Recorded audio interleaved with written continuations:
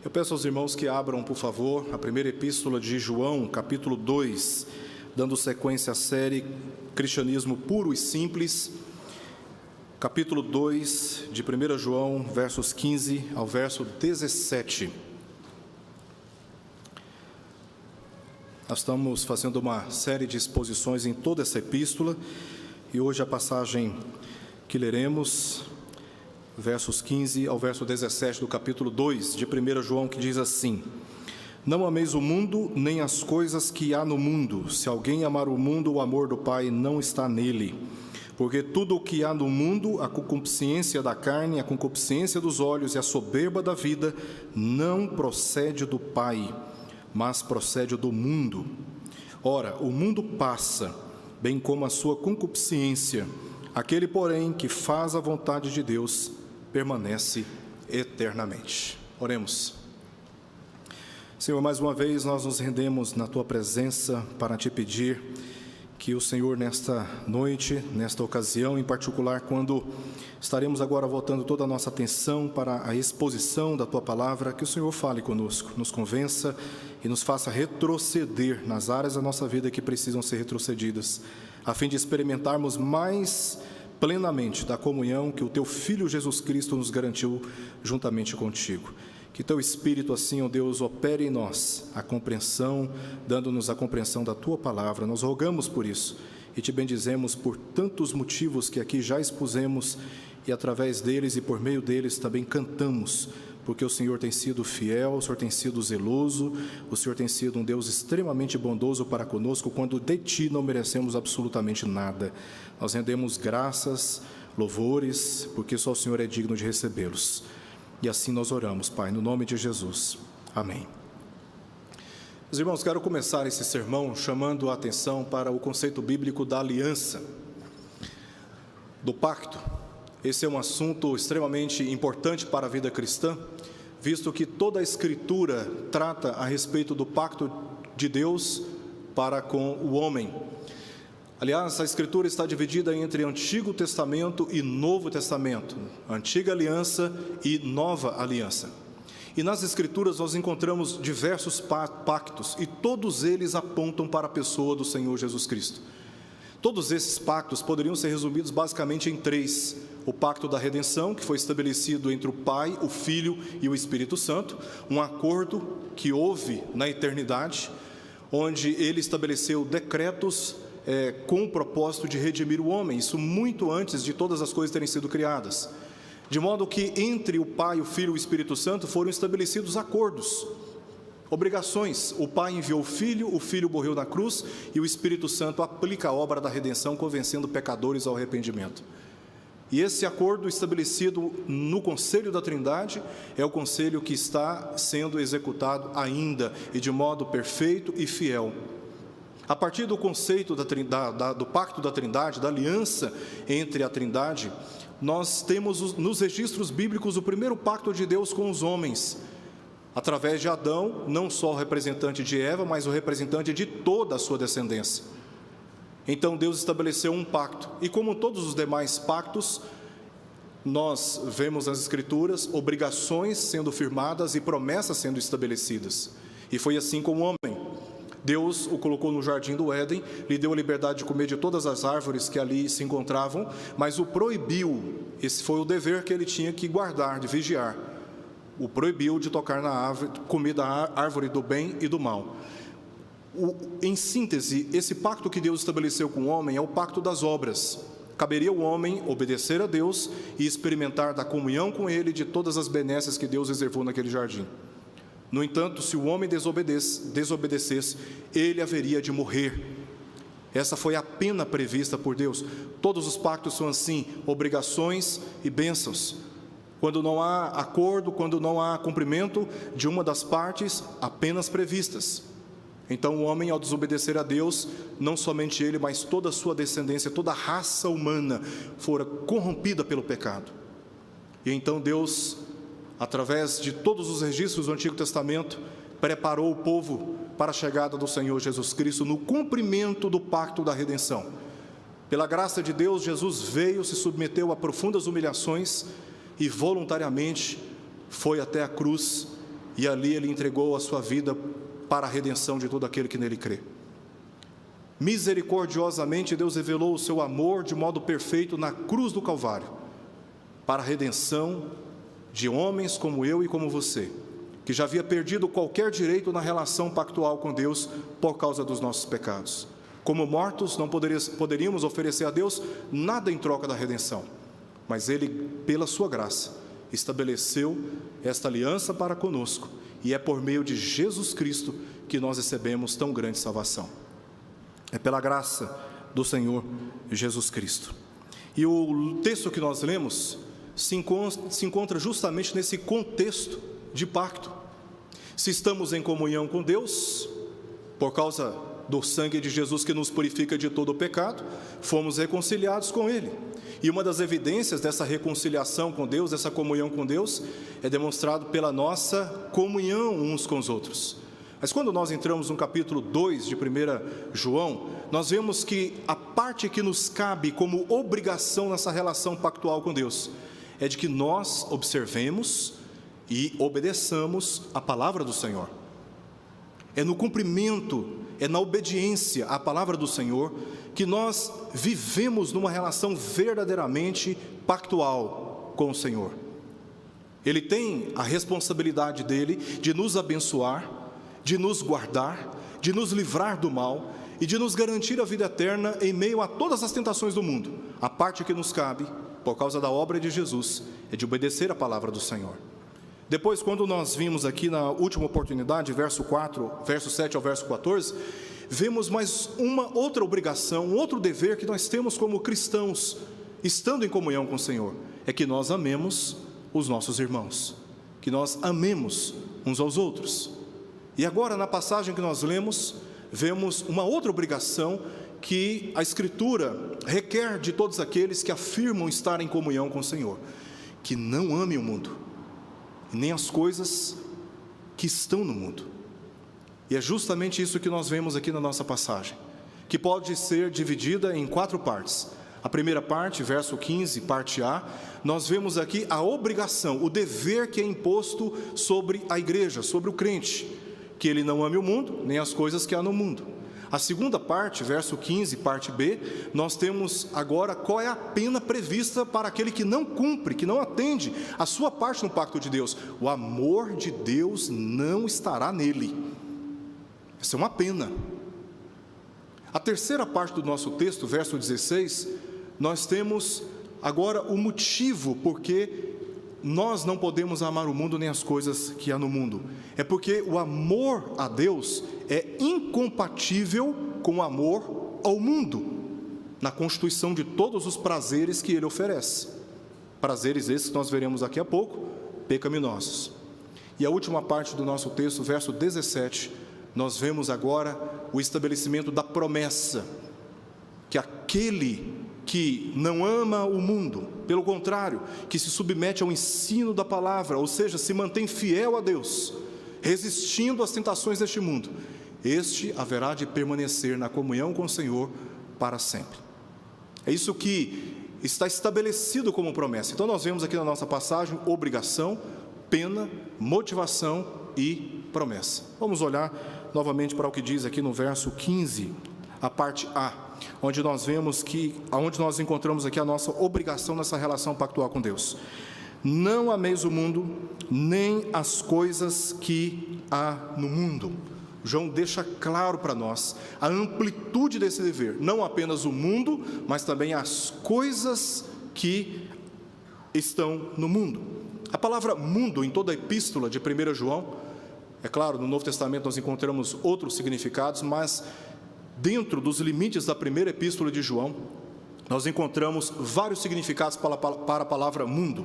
Uma delas, a sociedade em geral, a comunidade, as pessoas em geral. Capítulo 2, verso 2, capítulo 3, verso 17, assim como nós lemos em João, lá do Evangelho, capítulo 3, verso 16, que Deus amou o mundo, ou seja, a palavra mundo aqui se aplica à sociedade em geral, para que todo aquele que nele crê, ou seja, dentro de uma sociedade humana em geral, há aquela parte que crê no Senhor Jesus e esta não morre eternamente, pelo contrário, tem a vida eterna.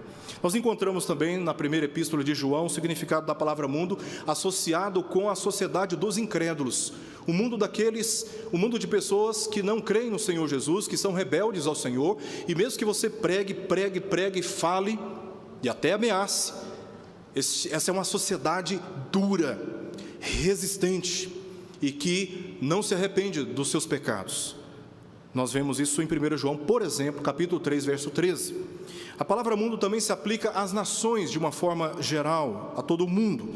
Também, capítulo 4, verso 1, ao reino de Satanás, capítulo 4, verso 4, aqueles a quem Deus deseja salvar, capítulo 4 de 1 João, verso 9, verso 14, só um exemplo, e um estilo também de vida pecaminoso e rebelde para com Deus. Não aqui relacionado a esse significado com pessoas em si, mas a um estilo de vida, a uma rotina de vida que as pessoas adotam para si mesmas em completa rebelião a Deus. Um estilo de vida pecaminoso, reprovado por Deus. Como o entendimento dessa palavra depende do nosso contexto imediato aqui na passagem, certamente João aqui está se referindo a um estilo de vida que é alheio à comunhão com Deus e também com o seu Filho, no qual todas as formas de moralidade sexual, de materialismo, de arrogância, de altivez de espírito, são tratadas como naturais e também normais.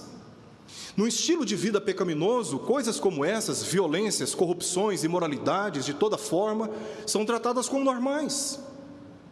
Não com repulsa, não com rejeição, não com reprovação, não com confrontação, não, é tudo normal. É tudo normal.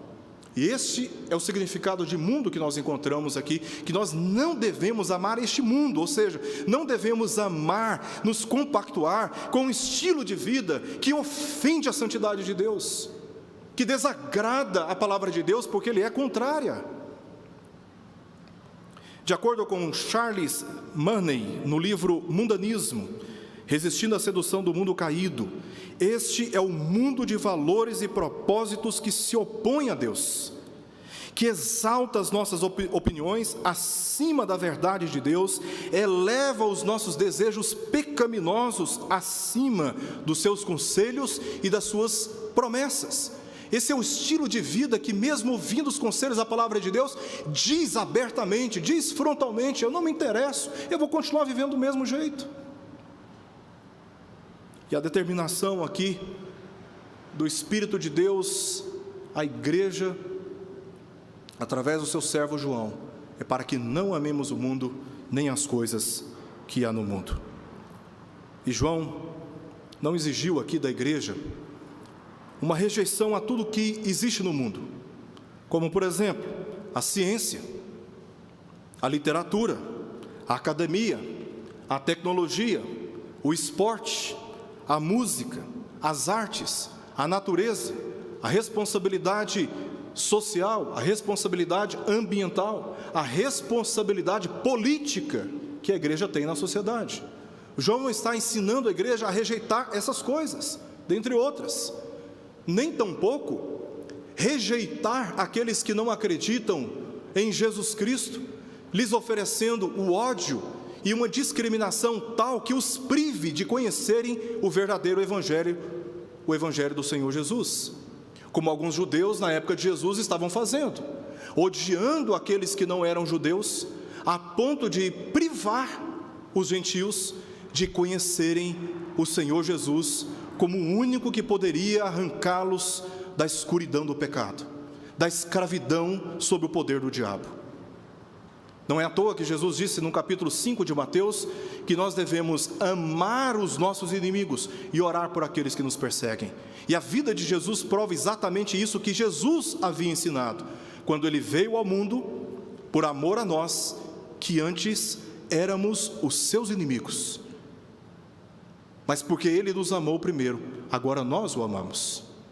João não está dizendo que, ao ensinar a igreja para que não ame o mundo, nem as coisas que há no mundo, João não está ensinando para a igreja, para que a igreja viva esse nível de alienação, de sectarismo, de ausência na sociedade, perdendo a eficácia de uma missão que poderia ser comparada como luz no meio das trevas. João não está exigindo isso da igreja. Pelo contrário, o que João está aqui exigindo da igreja é que a igreja não ame, nem deseje qualquer rotina de vida que nos afasta da comunhão com o Senhor, que relativize o nosso compromisso com o Senhor. Não precisa ser tão radical. João está aqui proibindo que a igreja recuse amar, compactuar, aceitar qualquer estilo de vida, qualquer rotina de vida, qualquer filosofia de vida que exija amar menos ao Senhor. E o amor, ele une, e é nesse sentido pactual que João nos chama a atenção, nos lembrando o primeiro preceito da lei, que diz que nós devemos amar a Deus de todo o nosso coração, de toda a nossa alma, de todo o nosso entendimento. Esse é o primeiro preceito da lei. O que João está chamando a nossa atenção com essa ordem é para que nós dediquemos a Deus um amor que seja distinto de qualquer pessoa e de qualquer coisa que podemos obter neste mundo, porque somente Ele é fonte de vida, somente Ele é fonte de sabedoria, e somente Ele pode nos conduzir para a vida eterna com Ele. O contrário disso seria semelhante a uma vida de idolatria. Por isso, a nossa lealdade a Deus deve estar acima de todas as coisas e também de todas as pessoas, assim como o nosso amor por Ele. Não é à toa que Jesus disse em Mateus capítulo 10, verso 37, essas palavras: quem ama seu pai ou sua mãe mais do que a mim, não é digno de mim. Quem ama seu filho ou sua filha mais do que a mim, não é digno de mim. De tal modo que se o meu pai ou a minha mãe, meu pai já é falecido, minha mãe está viva, graças a Deus tenho um prazer de ainda estar em contato, de conviver com ela, mas se a minha mãe me pedisse para que andasse por um caminho que não é caminho do Senhor, e me desse a seguinte opção, ou eu ou o seu Deus, eu diria: o meu Deus. Porque a Escritura exige de nós uma lealdade acima até mesmo das relações mais próximas que nós já estabelecemos nessa vida, seja com pai, seja com mãe, seja com filho, seja com filha, até mesmo com o nosso cônjuge. Em primeiro lugar, vem o nosso amor e a nossa lealdade ao Deus e Senhor das nossas vidas. Muitas coisas em que nos apegamos neste mundo podem não ser más em si mesmas, mas tiram a devoção e o interesse nas coisas de Deus e também da igreja, que é o seu povo. Você pode dizer: não, mas não há nenhum problema no domingo, que é o dia do Senhor, de estarmos juntos no culto ao Senhor, de eu passear, jogar videogame, fazer tantas coisas. Em si, essas coisas não são más. Mas quando elas começam a tirar de você o dever de você estar na presença de Deus, com o povo de Deus, cultuando ao Senhor, essas coisas, elas estão produzindo na sua vida aquilo que não está estimulando a sua comunhão com Deus e também com o povo de Deus. A segunda parte do nosso texto se encontra no verso 15, parte B, onde João demonstra qual é a pena de quando nós não amamos a Deus nesse nível de comprometimento. A pena é que aquele que amar o mundo, o amor de Deus, o amor do Pai, não estará nele. Aqui João deixa claro o resultado inevitável que experimenta aquele que não se atenta para esta advertência de não amar o mundo. E esse que não atenta para esse dever, para essa advertência de João, ele experimenta algo terrível na sua própria vida, que é de não experimentar o amor do Pai na sua própria vida. Se você olhar agora para a Escritura, olha o texto da Escritura, verso 5, olhe para o texto, olha o que diz, verso 5, aquele, entretanto, que guarda a sua palavra, aquele que anda em conformidade com o que se espera de alguém que está em aliança com Deus, obediência.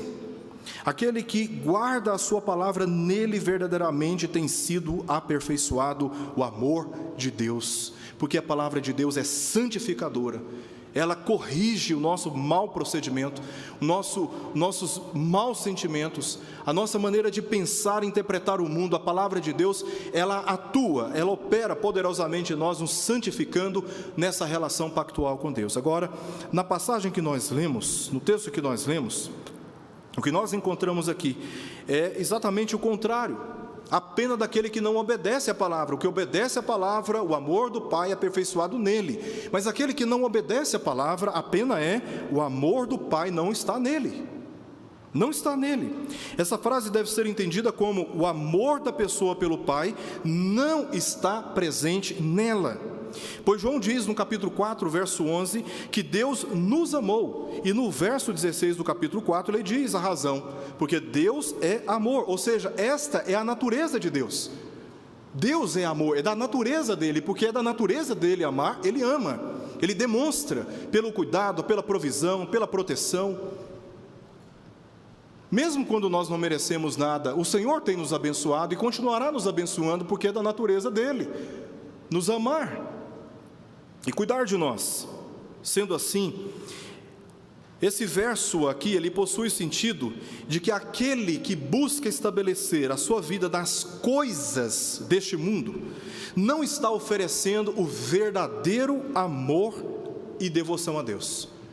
Então, se você busca viver uma vida fora dos caminhos do Senhor, em desobediência à sua palavra, o que você experimenta é essa ausência do amor de Deus. Você perde a capacidade de amar a Deus, e não tem pena mais dramática para a vida de um cristão, não tem pena mais dramática pela qual nós podemos experimentar do que essa perda da capacidade de amar a Deus.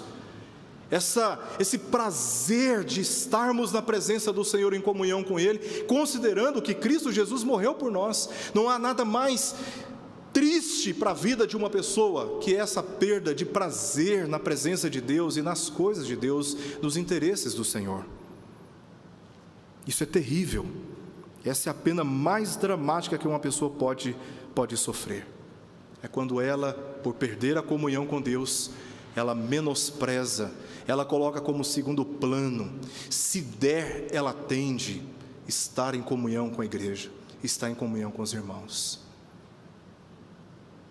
É muito triste, é dramático. A pessoa pode estar seguindo o curso da sua vida muito bem, mas diante de Deus a realidade é caótica.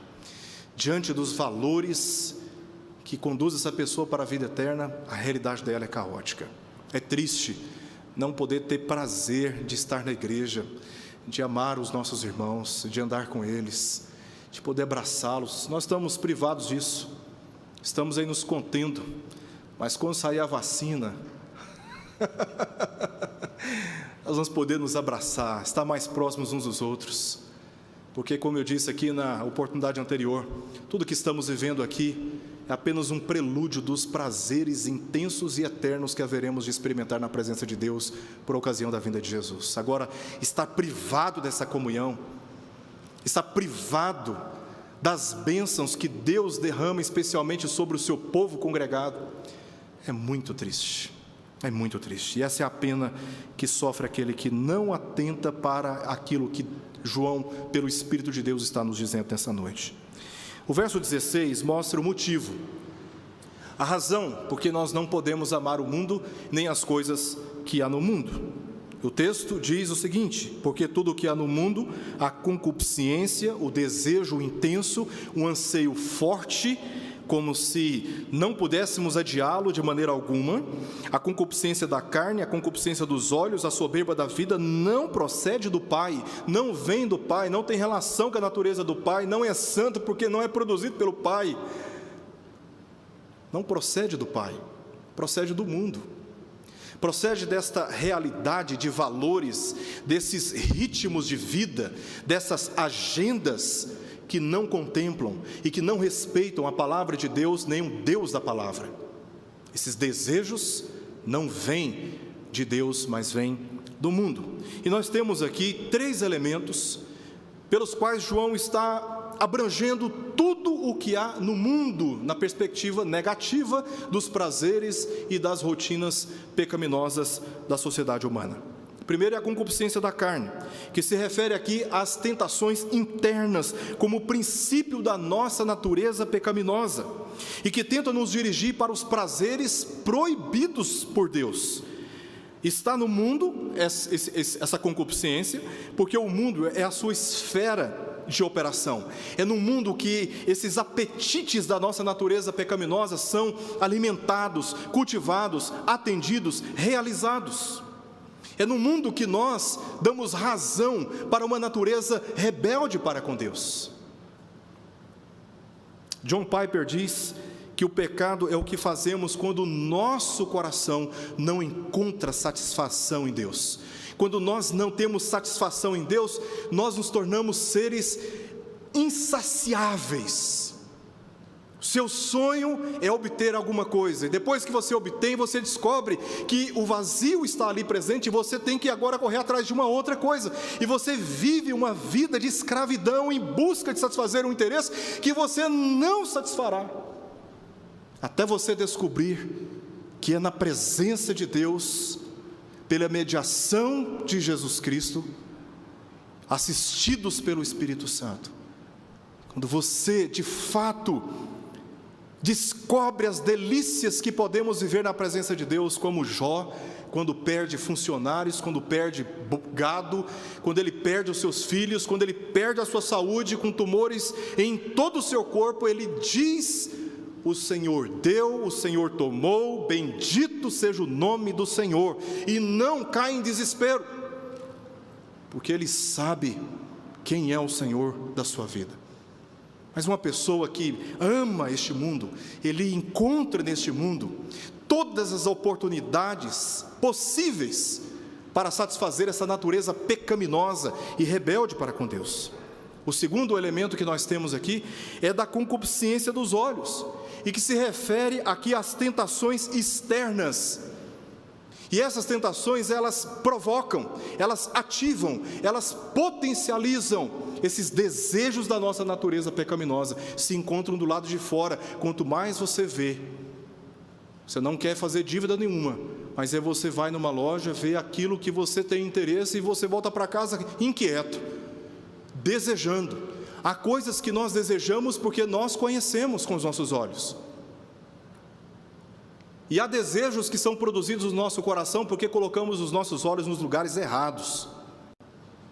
Numa mulher, num homem, num site, e até em bens materiais que nós não precisamos, mas quando nós contemplamos com a combinação de uma natureza inclinada a obter aquilo que nós não precisamos, nós nos tornamos sedentos, perturbados, ansiosos, como se dependêssemos dessas coisas da vida para vivermos em paz com Deus, quando na presença de Deus já temos tudo, já temos absolutamente tudo. O outro elemento que João cita aqui é da soberba da vida. Refere-se à vã ostentação, alimentada pela capacidade de desejar, não só de desejar, mas também de realizar esses desejos que brotam da nossa natureza pecaminosa. Trata-se de um excesso de confiança em nós mesmos e da perda de consciência da nossa dependência de Deus. Aquele que já tem uma inclinação natural para viver um estilo de vida que é oposto àquele que Deus requer de nós, e que contempla no mundo com seus olhos as oportunidades para alimentarem e satisfazerem esses desejos, e ele se ver capaz de realizá-los, esse alimenta no seu coração um senso de autonomia. Ele acha que não precisa de Deus, ele acha que não precisa de ninguém, ele acha que não tem que prestar contas para ninguém, e ele vive numa ostentação pecaminosa, por aquilo que ele conhece, por aquilo que ele faz, por aquilo que ele consegue obter na vida. Ele olha para a sua realidade e diz: eu não preciso de Deus e não preciso de ninguém, vou viver a minha vida, e perde a noção da sua dependência de Deus, perde a noção daquilo que Cristo fez na cruz para a redenção dele, porque com toda a sua ostentação, com toda a sua vaidade, vai para o inferno do mesmo jeito, se ele não reconhecer o Senhor Jesus como o único que pode salvar a sua vida, porque não há nada neste mundo que pode nos livrar do grande abismo que se aproxima para aqueles que rejeitam crer no testemunho do Evangelho a respeito do Senhor Jesus Cristo. Essa é a soberba da vida. O homem que olha para as coisas e para a sua capacidade de obtê-las como sendo um fim em si mesmo. Ele se coloca no centro do universo e acha que este é o caminho da sua segurança. Nós nos lembramos aqui da experiência de Eva, no capítulo 3 de Gênesis, verso 6, quando diz que ela olhou e viu que a árvore era boa para se comer, concupiscência da carne, agradável aos olhos, concupiscência dos olhos, e desejável para dar entendimento, soberba da vida. Essas três inclinações abrangem o que João diz aqui, tudo o que há no mundo, toda tentativa de estabelecer o homem e as suas ambições como um fim em si mesmo e que constitui a perspectiva do materialismo. O que é o materialismo, senão a negação de Deus como fonte da nossa satisfação e das nossas necessidades, e a busca nas coisas materiais deste mundo como se elas fossem a nossa única fonte de satisfação e também de atendimento das nossas necessidades. Frederick Bruce diz que o mundanismo não reside em coisas, mas na nossa concentração nas coisas. Em outras palavras, Deus não proíbe a obtenção de coisas, mas que sejamos governados pelo desejo de obtê-las. E fazemos dessas coisas como o nosso Deus.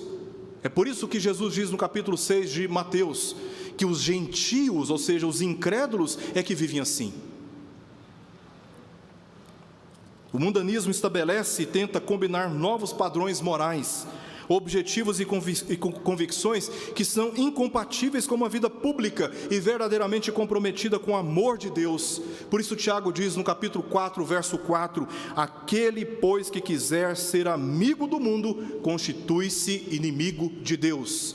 Porque este amor a Deus, que é um amor pactual, essa aliança com Deus, é incompatível com o mundo, com aliança e com comprometimento com o mundo. Ou nós amamos a Deus, ou nós amamos as riquezas. Não existe neutralidade, não existe meio termo. Ou nós amamos a Deus e nos comprometemos com Deus e andamos em fidelidade, em honra àquilo que Ele fez por nós em Cristo Jesus, reconhecendo essa obra da salvação. Ou nós viramos as costas para Deus e seguimos um outro caminho, mesmo quando estamos travestidos de uma religiosidade vazia de verdade.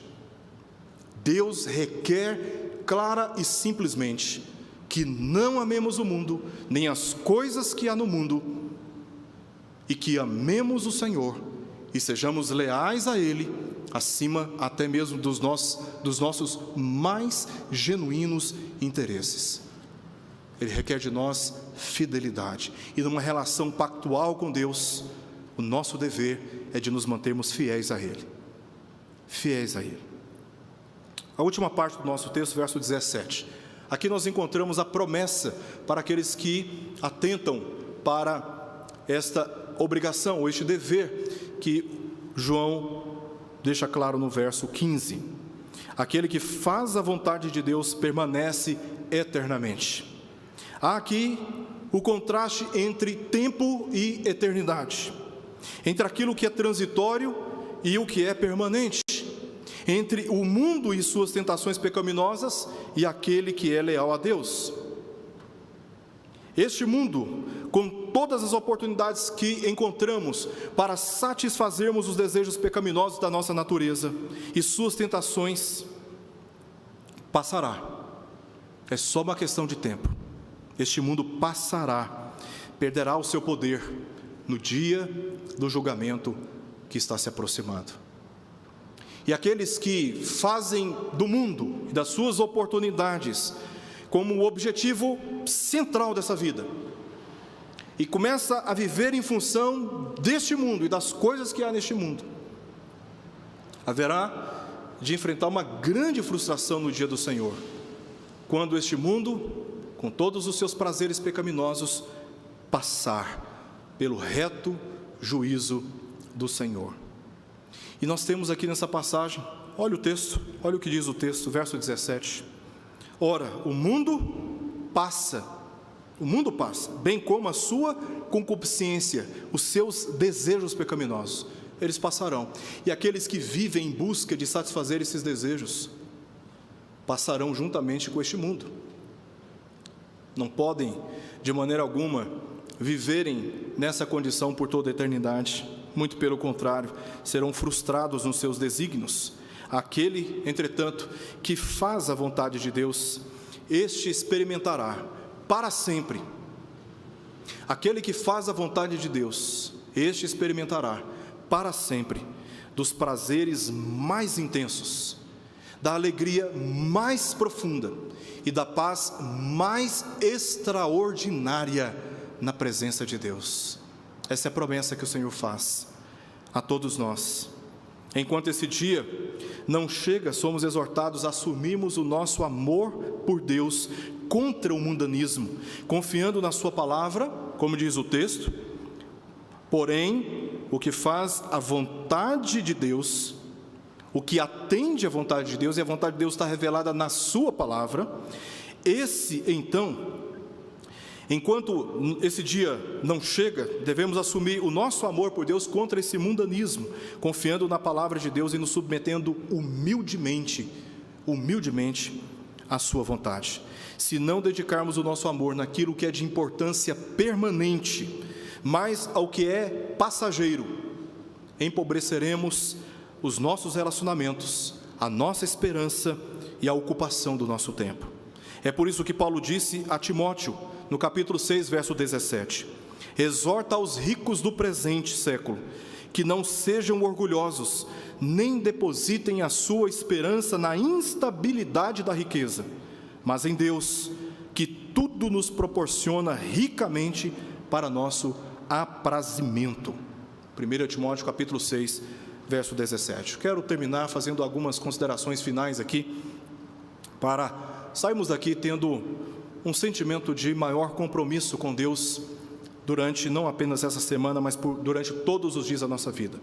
O pastor Peter Masters, que é pastor do Tabernáculo Metropolitano, a igreja que foi pastoreada por Charles Spurgeon, no seu livro A Fusão do Calvinismo com o Mundanismo, diz que esses dias são trágicos para a autêntica fidelidade, piedade e adoração espiritual. E o contexto da nossa passagem aqui nos indica alguns desses motivos, porque esses dias são trágicos para uma autêntica fidelidade. Lendo do capítulo 1 até o texto que nós lemos aqui, do capítulo 2, versos 15 a 17, observamos que um dos motivos de vivermos uma vida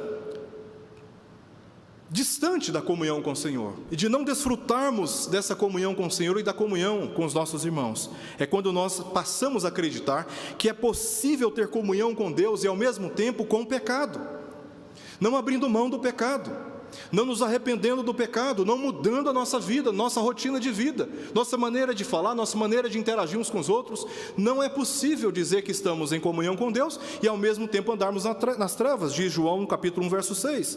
Não é possível também afirmar ter comunhão com Deus e desprezar a comunhão com a igreja para a nossa santificação.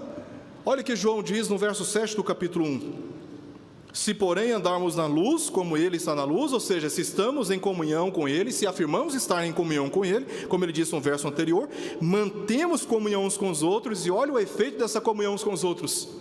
Final do verso 7, o sangue de Jesus, seu Filho, nos purifica de todo pecado, porque quando nós ignoramos que a comunhão cristã, como uma providência de Deus para a nossa santificação, nós ficamos cada vez mais alheios a esse benefício e cada vez mais fragilizados pelas tentações da nossa carne e por aquilo que o mundo nos oferece e que é despertada a cobiça por aquilo que vemos.